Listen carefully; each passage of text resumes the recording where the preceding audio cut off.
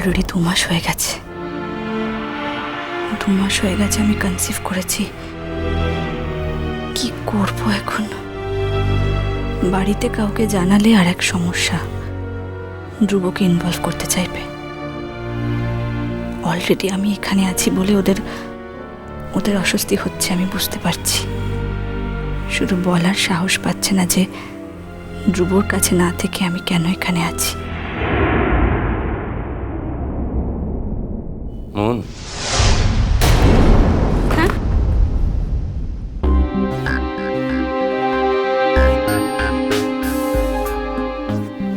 একটু কথা বলা যাবে? তুই কি এখন ব্যস্ত আছিস? হ্যাঁ, কি কথা বলো? হ্যাঁ, বাড়ির সবাই তোকে নিয়ে খুব চিন্তিত। হঠাৎ? না, তোর মা বলছিল যে তোর শরীর নাকি খুব খারাপ হয়েছে, চোখের তলায় কালি। না, আমিও তাই দেখছি আর কি। খুব টায়ার্ড দেখতে লাগে তোকে আজকাল। তবু তুই শ্বশুরবাড়ি ছেড়ে যে কদিন আমাদের কাছে রয়েছিস সেটাই অনেক। এটা কি জেনারেল একটা রিমাইন্ডার বাপি? মানে না, তোমরা কি আমাকে বলে দিতে চাইছো যে আমি এখানে অনেক দিন আছি, আমার এবার চলে যাওয়া উচিত? সত্যি কথাই তো। বিয়ে হয়ে যাওয়া মেয়ে যদি বাপের বাড়িতে এসে আর যাওয়ার নামই না করে, তাহলে তো তুই যদি এভাবে আমাকে খোঁচা দিয়ে শান্তি পেতে চাস তো দে, কিন্তু তুই খুব ভালো করেই জানিস যে আমি এরকম কিছু মিন করিনি। এনিওয়ে, আমাকে নিয়ে এত ব্যস্ত হওয়ার কারণ কিছু নেই বাপি, আমি সুস্থ আছি। আর কিছু? বাবা হয়ে মেয়ের সঙ্গে কথা বলতে চাওয়াটা কি অন্যায়? না না, নট এট অল। আচ্ছা বাপি, বাহার কাছে তুমি যাও, মানে ওর সঙ্গে তোমার দেখা হয় তো?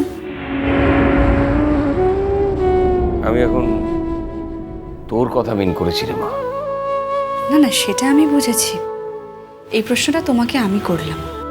না, হয়তো তুমি বাহার কাছে যাও, আমি জানি না। যাও তো, ওর সঙ্গে তোমার দেখা হয় তো?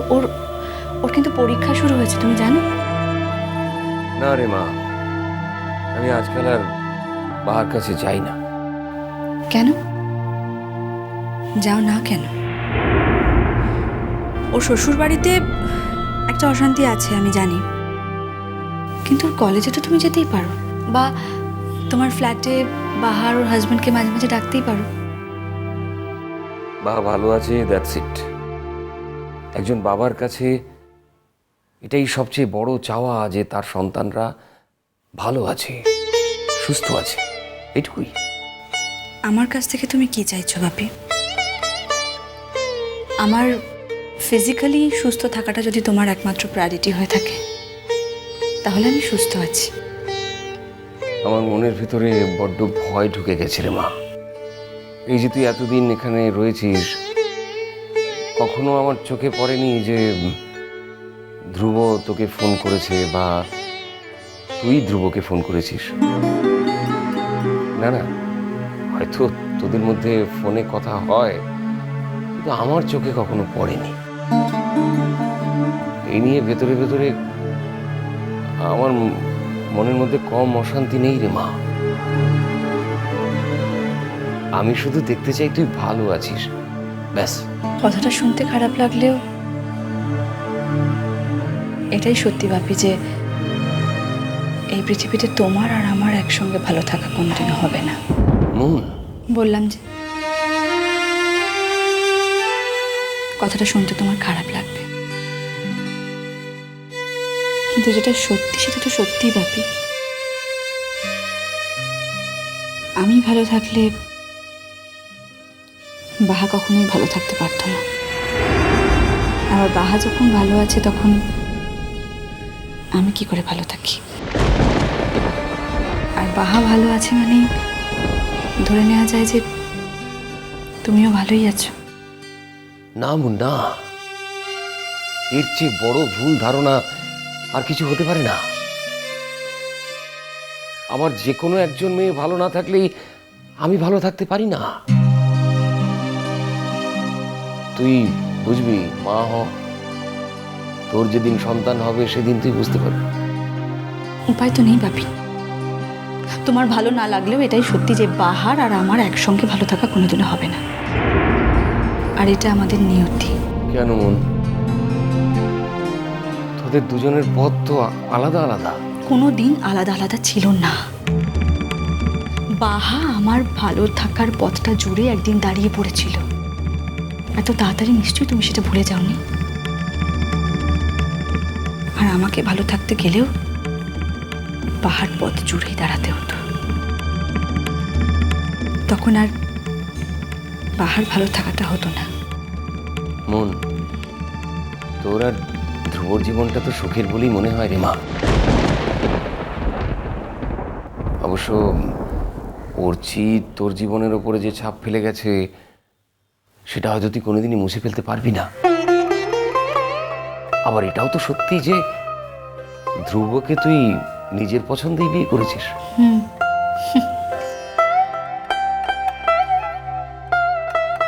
হাসছিস কেন মা? তুমি তো জানোই না বাপি যে ধ্রুবর সঙ্গে আমার বিয়েটাই হয়নি। পুতুল নিয়ে বিয়ে বিয়ে খেলা হতে হতে খেলাটাই ভেঙে গেছে।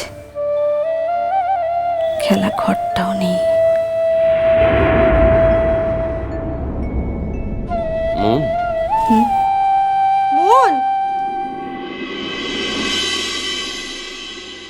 ও তুমি এখানে আছো? ওই মনের সঙ্গে একটু কথা বলছিলাম। আমিও তো এলাম মনের সঙ্গে কথা বলবো বলেই। মন, বলছিলাম কি কাল তো ছুটির দিন, ধ্রুবকে ডাকি আমাদের বাড়িতে।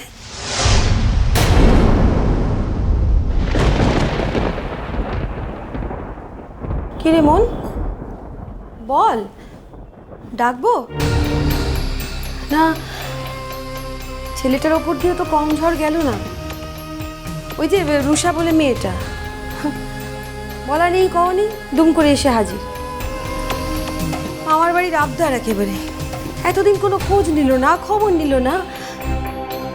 যেই দেখলো যে ছেলেটা বিয়ে করে আবার সুখী হওয়ার চেষ্টা করছে, আবার হঠাৎ করে। আর আমাদের খবর কাগজে লোকেদেরও বলি হারিয়ে যায়। সর্বক্ষণ হয় কি নয় করে চলেছে। মানে এইরকম একটা মেয়েকে কখনো ভালো সাজায়? তার জন্য আবার ধ্রুবকেই লড়াই করতে হচ্ছে। তবে আমার বাবু স্পষ্ট কথায় কষ্ট নেই। তোমরা দেখো, তোমরা রাগ করো যাই করো, এই কথাটা কিন্তু সত্যি যে উচ্চি আর বাহার মদত না থাকলে রুষার এতটা বার বাড়তো না। তুমি বোধহয় একটা অন্য কথা বলতে এসেছিলে মা। হ্যাঁ, কথায় কথায় উঠলো না, কথায় কোনো কথাই ওঠেনি, তুমি কথাটা তুললে। আচ্ছা বাবা, ঠিক আছে, আমি সরি, ভুল হয়েছে। এবার বল, ডাকি ধ্রুবকে। ও তো অনেকদিন আমাদের বাড়িতে আসেও নি। ডাকতেই পারো, তবে আমার মনে হয় ওকে একা ডাকাটা ঠিক হবে না। না না, ওই আমিও তো ভাবছিলাম যে ধ্রুবর বাবা যখন এখানে নেই তখন ওর মা এবং জেঠিমাকেও আমাদের আসতে বলা উচিত। ওদেরও ডাকতেই পারো, আমি অবশ্য ওদের কথা বলিনি। তাহলে না, ওদেরও বলতে পারো, কিন্তু তার সঙ্গে সঙ্গে প্লিজ ধ্রুব স্ত্রীকেও বলো। কি বলছিস কি মা? কি বলছিস তুই? স্ত্রী মানে? একটা ইনফরমেশন তোমাদেরকে দেওয়া হয়নি মা, অপ্রয়োজন বোধহয় বলা হয়নি।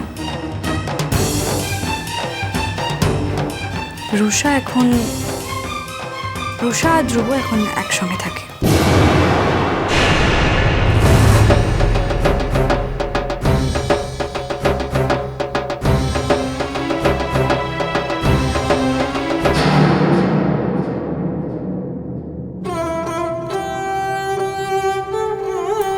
তুমি বাড়ি যাবে না ভাই? তুমি না গেলে যে আমরা কোনোদিন আমাদের নিজেদের ক্ষমা করতে পারবো না।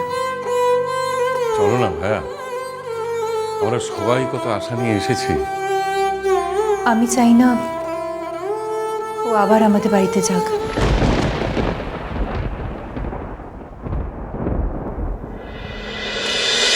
মিষ্টি কুটু মিষ্টি কুটু মিষ্টি কুটু।